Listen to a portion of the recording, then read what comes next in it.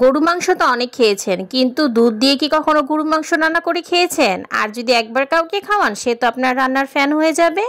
তো আজকে আপনাদের সামনে একটা দারুণ মজার রেসিপি নিয়ে এসেছি, চলুন দেখা যাক কিভাবে করলাম। ফ্ল্যাশব্যাক। হ্যালো গাইস, আসসালামু আলাইকুম। সবাই কেমন আছেন? আশা করছি সবাই অনেক ভালো আছেন। তো আমি আজকে খুব সহজ এবং সুন্দর মজাদার একটা রেসিপি নিয়ে এসেছি। আর এখন কম বেশি সবার বাসাতেই কিন্তু গরু মাংস আছে, চাইলে আপনারা এইভাবে রান্না করে দেখতে পারেন। তো প্রথমে যেটা করলাম, চুলোতে একটি কড়াই বসিয়ে দিলাম। কড়াইটা গরম হলে দিয়ে দিব পরিমাণ মতো তেল। আপনারা আপনাদের পছন্দ মতো কম বেশি দিয়ে দিতে পারেন। এরপর এখানে দিয়ে দিব সামান্য কিছু পেঁয়াজ কুচি। আর পেঁয়াজ কুচিটা এখানে আমি প্রথমে অল্প একটু দিয়ে দিয়েছি, কারণ এটা আমি হালকা একটু ব্রাউন করে ভেজে নেব। একটু পেঁয়াজ বেরেস্তার মতো যখন হয়ে আসবে, তখন আমি এখানে আরও কিছু পেঁয়াজ দিয়ে দিব। আর এই পেঁয়াজগুলো খুব বেশি চিকন করে কাটিনি, কারণ গরু মাংস রান্না করতে গেলে পেঁয়াজটা একটু মোটা থাকলেই ভালো হয়। তো যখন সম্পূর্ণ পেঁয়াজটা এরকম ভাজা ভাজা হয়ে যাবে, তখন আমি এখানে আরও কিছু মশলা দিয়ে ভেজে নিব। তো এখানে আমি দিয়ে দিব প্রথমে তেজপাতা দুটো আমি একটু টুকরো করে নিয়েছি, সেই সাথে দিব দুটো শুকনা মরিচগুলো আস্তই দিব। এরপরে দিয়ে দিব এখানে 4টা এলাচ আর 10-12টা গোলমরিচ। চাইলে আপনারা কালো গোলমরিচ, সাদা গোলমরিচ যে কোনো একটা দিলেই হবে। এরপরে পানি দিয়ে দিব, যাতে এই পেঁয়াজটা পুড়ে না যায়, কারণ এর চেয়ে বেশি ভাজা আর আমি করব না।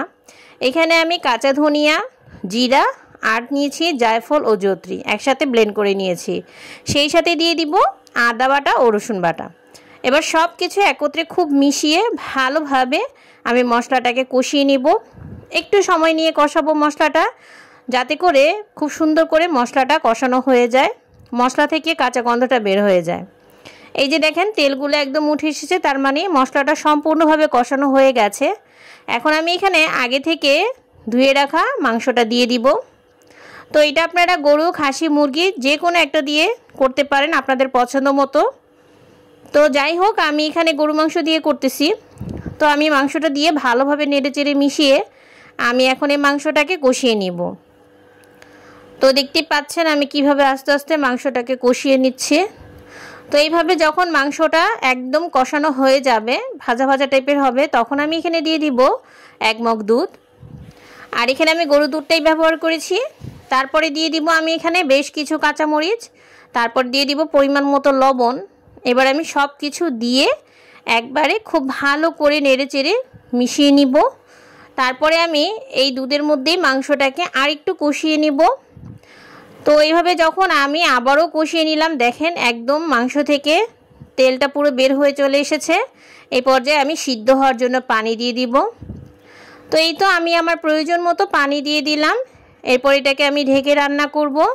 তো আমি প্রায় 30 মিনিটের মতো ঢেকে রান্না করেছি কম আঁচে। এরপরে দেখেন আমার কিন্তু রান্নাটা কমপ্লিট।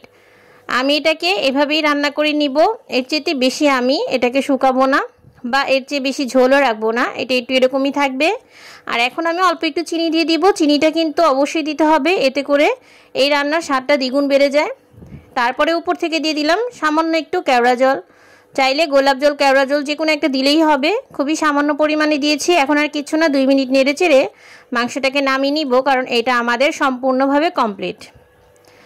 তো গরু মাংস তো মশলা দিয়ে অনেক খেয়েছেন, এইভাবে একটু সাদা করে গরু মাংসটা খেয়ে দেখবেন, এটা কিন্তু অনেক মজা লাগে।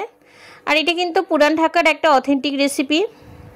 তো যাই হোক, আমি এখানে খাবার নিয়ে বসে গিয়েছি। এটা আপনারা রুটি, পরোটা বা চিতই পিঠা, অথবা আপনারা এটা ভাত কিংবা পোলাও যে কোনো কিছুর সাথে খেতে পারেন, চাইলে খিচুড়ি দিয়েও খাওয়া যাবে।